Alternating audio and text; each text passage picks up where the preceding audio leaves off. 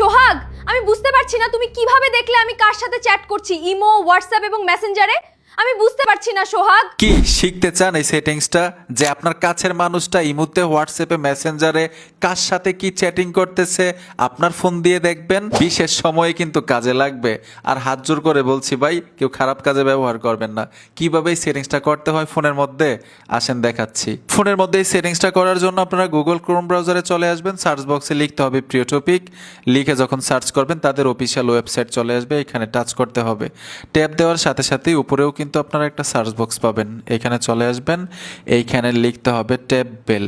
লিখে দেওয়ার সাথে সাথেই একটা পোস্ট চলে আসবে। এই পোস্টের উপরে আপনারা টাচ করে দিবেন।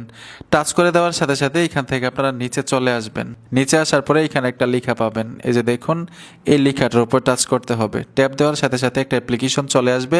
অ্যাপ্লিকেশনটা ফোনের মধ্যে ইনস্টল করে নেবেন। আমি অ্যাপ্লিকেশনটা ইনস্টল করে রেখেছি। সোজা ওই অ্যাপ্লিকেশনে চলে আসবো সেট আপ করার জন্য।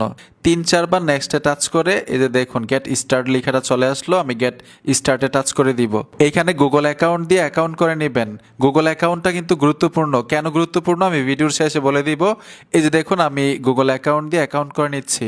অ্যাকাউন্ট কমপ্লিট হওয়ার সাথে সাথেই ঠিক এরকম একটা ইন্টারফেসে নিয়ে আসবে। আপনার মোবাইলের মধ্যে যতগুলো অ্যাপ্লিকেশন আছে এখানে শো করবে। এইখান থেকে কিন্তু চাইলে অ্যাক্টিভ করতে পারবেন, অথবা আপনি যদি স্কিপে টাচ করে দেন। এই যে দেখুন আমি এখান থেকে স্কিপে টাচ করে দিলাম। যদি পারমিশন চাই অ্যালাউ করে দিবেন। এই যে দেখুন আমি অ্যালাউ করে দিচ্ছি। পারমিশন অ্যালাউ করার পরে উপরে সেটিংসের লোগো আইকন দেখতে পাচ্ছেন, এখানে ট্যাপ দিবেন। এইখানে দেখুন সিলেক্ট অ্যাপ লেখা আছে, সিলেক্ট অ্যাপে চলে আসবেন।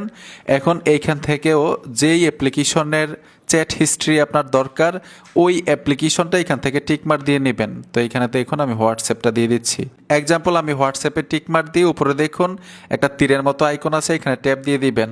আপনার যদি ইমোর দরকার লাগে, মেসেঞ্জারের দরকার লাগে, চ্যাট হিস্ট্রি, ওইগুলো নিয়ে আপনারা টিকমারে টাচ করে দিবেন। এই দেখুন আমি টিকমারে টাচ করে দিলাম। কিছু পারমিশন দিতে হবে।